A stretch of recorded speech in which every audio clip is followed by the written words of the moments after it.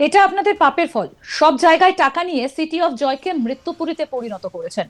কোনো বিপর্যয়ে আপনারা এনডিআরএফ সেনাকে ডাকেননি। আপনার প্রাক্তন মেয়রের সই আছে এতে, কাউকে ছাড়া হবে না। তারাতলার নির্মীয়মান গোডাউনের কাগজপত্র ফাঁস করলেন মুখ্যমন্ত্রী শুভেন্দু অধিকারী। তিনি বলছেন যে এই গোডাউনের কাগজপত্রে প্রাক্তন মেয়র তথা ফিরহাদ হাকিমের সই রয়েছে। আর জানিয়ে উঠতে শুরু করেছে একাধিক প্রশ্ন। তাহলে কি এবার ফিরহাদ হাকিম জেলে যাচ্ছেন? এই প্রশ্নই এখন ঘোরাফেরা করছে রাজনৈতিক মহলে। তারাতলায় বন্দরের জমিতে বেহেরা ব্রাদার্সের নির্মীয়মান গোডাউনে ভয়াবহ দুর্ঘটনায় মৃতের সংখ্যা বেড়ে দাঁড়িয়েছে 9, আহত অন্তত 20। বৃহস্পতিবার সকালেও ধ্বংসস্তূপের নিচে আটকে থাকা শ্রমিকদের খোঁজে চলছে উদ্ধার কাজ। ইতিমধ্যেই ধ্বংসস্তূপ থেকে 5 জনকে উদ্ধার করা হয়েছে। ঘটনাস্থলে পুলিশ, দমকল, সেনা এবং উদ্ধারকারী বাহিনীর যৌথ অভিযান অব্যাহত রয়েছে। কাঠামোর যে অংশ এখনো দাঁড়িয়ে রয়েছে সেটাও ভেঙে পড়ার আশঙ্কা থাকায় হাইড্রোলিক ক্রেনের সাহায্যে সেটাকে নিয়ন্ত্রণে রাখার চেষ্টা চলছে। এই ঘটনার পর বিধানসভায় সরব হন মুখ্যমন্ত্রী শুভেন্দু অধিকারী। তীব্র ভাষায় আগের রাজ্য সরকারের সমালোচনা করে সুর চড়িয়ে শুভেন্দু বলেন, এটা আপনাদের পাপের ফল। সব জায়গায় টাকা নিয়ে সিটি অফ জয়কে মৃত্যুপুরীতে পরিণত করেছেন। কোনো বিপর্যয়ে আপনারা এনডিআরএফ সেনাকে ডাকেননি। গার্ডেন রিচে বিল্ডিং ধসে 14 জন মারা গিয়েছেন, একজনকেও উদ্ধার করতে পারেননি। আপনার প্রাক্তন মেয়রের সই আছে এতে, কাউকে ছাড়া হবে না। ইঞ্জিনিয়ার, অ্যাসিস্ট্যান্ট ইঞ্জিনিয়ার, ইঞ্জিনিয়ারদের কাউকে ছাড়া হবে না। আমরা ফ্যাক্ট ফাইন্ডিং রিপোর্ট বের করছি, কোনো ছাড়াছাড়ি সিন নেই। 5 জনকে গ্রেফতার করেছে। কি বলেছেন মুখ্যমন্ত্রী শুভেন্দু অধিকারী, শুনবো।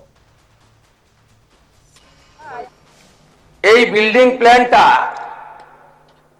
জানুয়ারি মাসের 17 তারিখ 26-এ আপনারা দিয়েছেন। এখানে সব বের করেছি আমরা। আপনাদের পাপের ফল। সব জায়গায় টাকা নিতে নিতে এই সিটি অফ জয়কে এবং বৃহত্তর কলকাতাকে মৃত্যুপুরীতে আপনারা পরিণত করেছেন। একাধিক ইনসিডেন্ট, গার্ডেন রিচ থেকে শুরু করে শিক্ষা নেননি, সংশোধন করেননি, কোন উদ্ধার কার্যে এনডিআরএফ এবং আর্মিকে কোনোদিন ডাকেননি। গার্ডেন রিচে ধ্বংসস্তূপে আপনার জেলা মুর্শিদাবাদের যারা হাত খুলে মমতা ব্যানার্জিকে ভোট দেয়, মুসলিম, তাদের 14 জন চাপা পড়ে মারা গেছিল, একজনকে উদ্ধার করতে পারেননি আপনারা জীবিত। আমরা এটা নিয়ে রাজনীতি করব না, কিন্তু কি করেছেন আপনারা? একটাকেও তো ছাড়ার কোনো সিন নেই। আপনার প্রাক্তন মেয়রের সই আছে এতে, কাউকে ছাড়া হবে না। আপনার ইঞ্জিনিয়ার যাদের নাম আছে, it is found that Sri Aminur Sheikh, Sub Assistant Engineer, Sri Nirmalendu Sardar, Assistant Engineer, Sri Ranjan Das, Executive Engineer, has not discharged their duties and responsibilities in respect of the instead premises. আমরা পুরো fact finding বের করেছি, কোন ছাড়াছাড়ির scene নেই। আমরা এখনো পর্যন্ত 5টাকে arrest করেছি।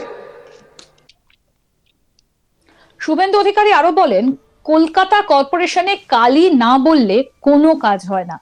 কালীকে কামাক স্ট্রিট থেকে নিয়োগ করা হয়েছিল, এটা সবাই জানে। ভারী বিম কাটার কোনো মেশিন রাখেননি আপনারা। আপনাদের সরকার 15 বছর লোহা কাটার মেশিন পর্যন্ত কেনেননি। কেন বাংলার এই সর্বনাশ করে গিয়েছেন আপনারা? এনডিআরএফ ভগবানের দূত হিসেবে কাজ করেছে।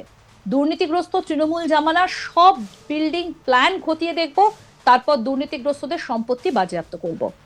আর কি বললেন এদিন বিধানসভায় মুখ্যমন্ত্রী শুভেন্দু অধিকারী, আসুন শোনাই। আপনার কেএমসি তে কি হয়েছে আমরা জানি না। আপনার কালীকে তুললে সব বেরিয়ে যাবে। কলকাতা কর্পোরেশনে কালী না বললে কোনো প্ল্যান হয় না। আর Kali appointed by Camac street, সবাই জানে। আর এই এই কালি বাইপাসের পাশে আপনাদের তৃণমূল ভবন বানাচ্ছে 200 কোটি টাকা দিয়ে, আর এখান থেকে টাকাটা তুলে ওখানে পাঠায়। আমরা সব জানি, সব বের করেছি, আমরা এফআইআর হয়েছে, আরো ব্যবস্থা নিচ্ছি। ইনসিডেন্ট রিপোর্টে আমাদের প্রথমেই হ্যাটসঅপ জানাই ইন্ডিয়ান আর্মি, তারা 215 জন জওয়ানকে দিয়েছিলেন। আমি এবং মুখ্য সচিব আলোচনা করে দুটোর সময় সিদ্ধান্ত নিই, এই যে ভারী বিম, এ কাটার কোন মেশিন রাখেননি আপনারা। আপনাদের সরকার 15 বছরে অনেক কাণ্ড করেছেন, লোহা কাটার মেশিনটা পর্যন্ত কেনেননি। কেন এই ক্ষতিটা করে দিয়ে গেছেন বাংলায়?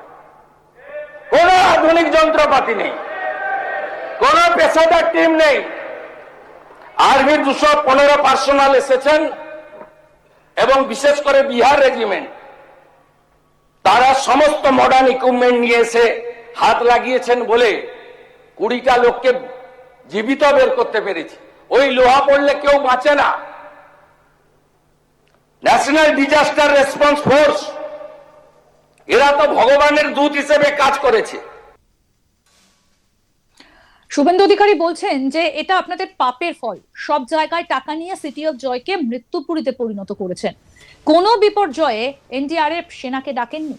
আপনার প্রাক্তন মেয়রের সই আছে এতে, কাউকে ছাড়া হবে না। তারাতলায় নির্মীয়মান গোডাউনের কাগজপত্র ফাঁস করলেন মুখ্যমন্ত্রী শুভেন্দু অধিকারী।